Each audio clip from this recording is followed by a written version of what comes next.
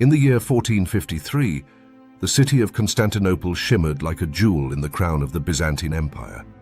It had long been the sentinel between East and West, safeguarding ancient wisdom and standing as the most splendid city in Christendom.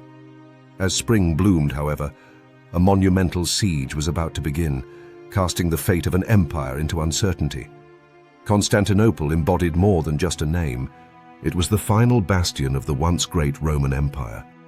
The eastern segment had survived the fall of the West to barbarian tribes 1,000 years ago.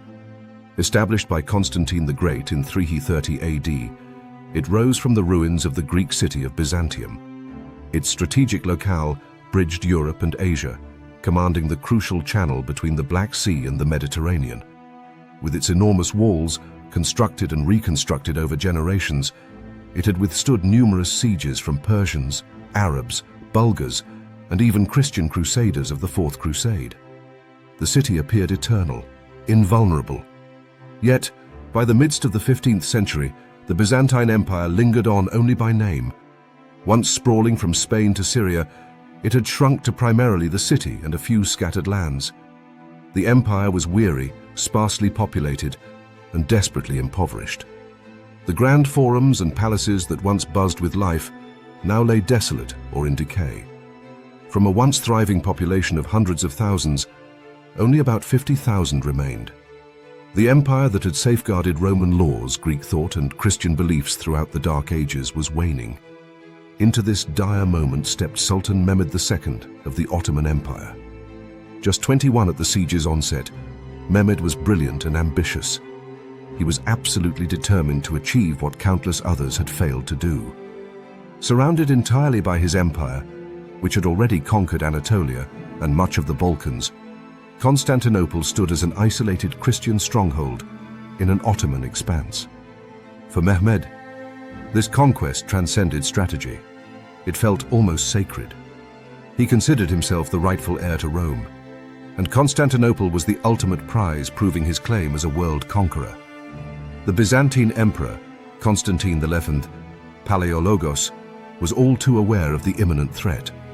Formidable soldier with genuine bravery, he faced an insurmountable challenge. His desperate entreaties for assistance from Western Europe had produced minimal results. The Pope offered help, but only if the Orthodox Church agreed to submit to Rome, igniting riots in the city as many preferred Turkish governance over unity with Catholicism. A few hundred Italian troops, including the skilled commander Giovanni Giustiniani, arrived just in time.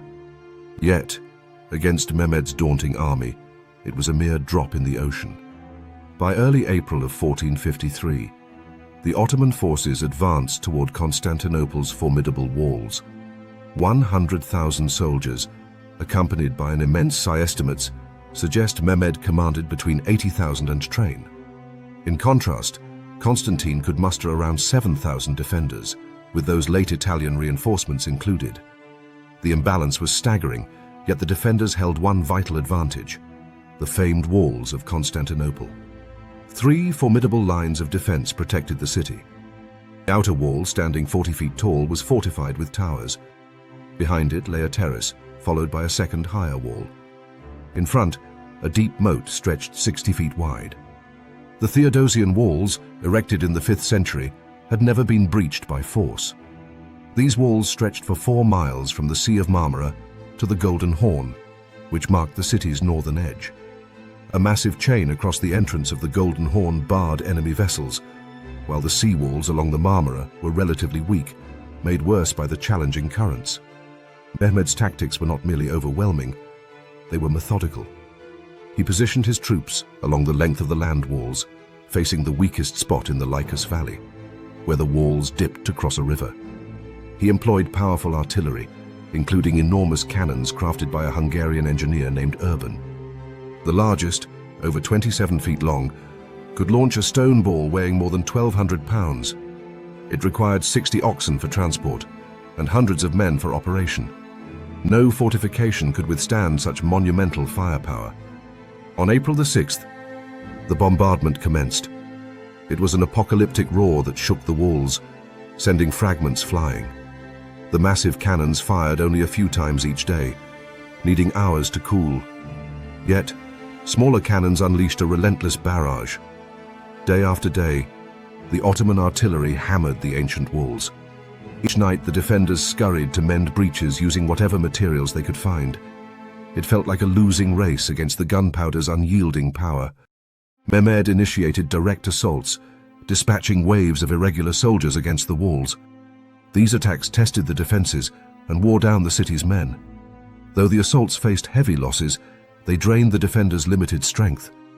The beleaguered defenders struggled to respond to the many threats, unable to rest. Emperor Constantine was everywhere, urging his men onward, fighting bravely alongside them, and hiding his despair. The Ottoman fleet also tried to break the chain at the Golden Horn, but defenders from Venice and Genoa held firm. Then Mehmed achieved a remarkable feat. Unable to break the chain, he bypassed it completely. His men constructed a wooden road, greased with animal fat, over the hills surrounding the Genoese colony of Galata. In one night, they drew 70 ships overland and launched them into the Golden Horn. The defenders awoke to find enemy vessels among them, forcing an urgent need to defend the weaker sea walls. As April waned into May, desperation enveloped the defenders. Exhaustion weighed them down, and casualties thinned their ranks. Supplies were perilously low. The hope for relief from the west lingered, but as days passed, it grew dim. A small group ventured out in a ship disguised as Turkish. They sought signs of a relief fleet, discovering none. Barely returning with the distressing news, no help was forthcoming.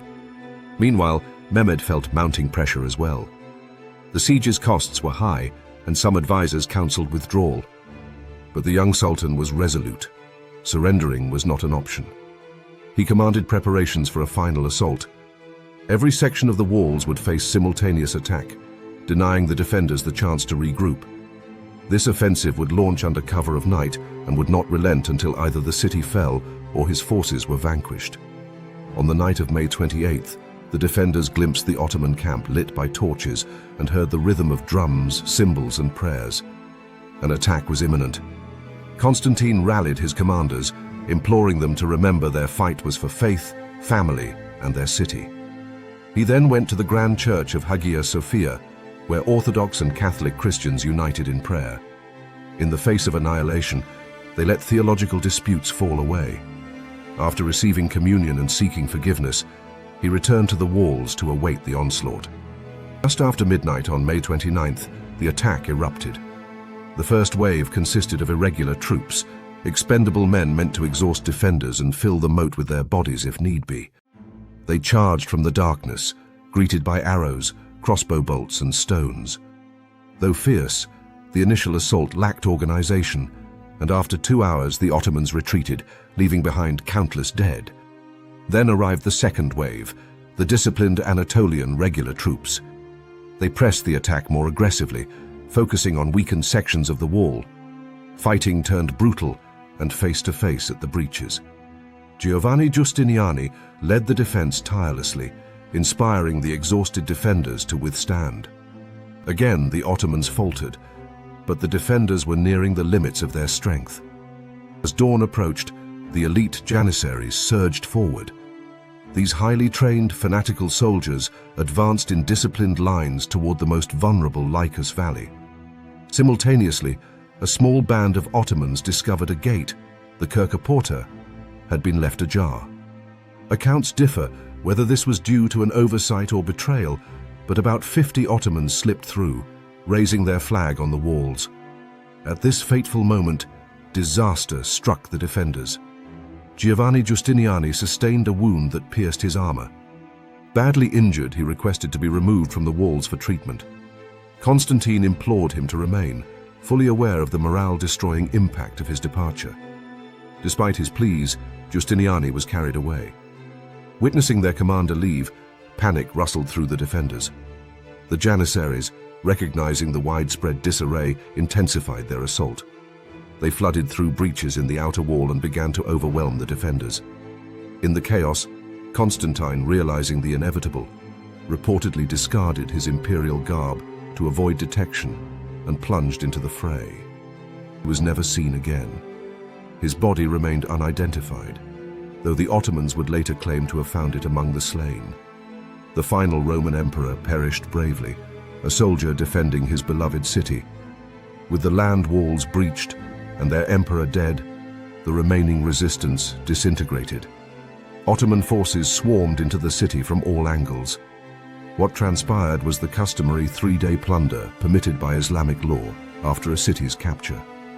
The horrifying scenes unfolded as thousands lost their lives, while many more were enslaved.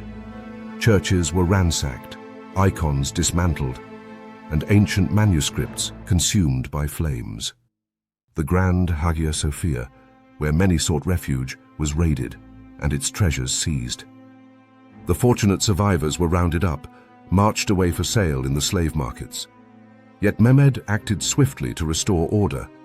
He curbed the pillaging after only a day, unlike the prescribed 3, and initiated the transformation of Constantinople into his empire's capital. He converted Hagia Sophia into a mosque while also safeguarding the Orthodox Patriarch, allowing Christians to continue their lives there. He welcomed Greeks, Armenians, Jews, and Muslims to settle, beginning a remarkable metamorphosis of Constantinople into Istanbul, the cosmopolitan Ottoman capital that would endure for centuries. The fall of Constantinople reverberated across Europe. It marked the conclusive end of the Roman Empire, 15 centuries after Augustus. The balance of power swung decisively toward the Ottomans, who would threaten Central Europe for the next 200 years. This shift disrupted trade routes, contributing to Europe's quest for new paths to Asia, and ultimately heralding the age of exploration. Greek scholars fled west, carrying their manuscripts and agitating the Renaissance and revival of classical thought in Europe. Ultimately, the fall of Constantinople wasn't due to weak walls or cowardice from its defenders, but because history had progressed. The era of fortified cities faced its conclusion as the age of gunpowder empires emerged. The Byzantine Empire, a remarkable survivor of antiquity, couldn't evolve with the times. However, in its downfall, it sowed the seeds of the modern age, scattering classical knowledge that would bloom during the Renaissance and beyond. Though the city, a protector of Christendom for a millennium, fell, its legacy would transcend time.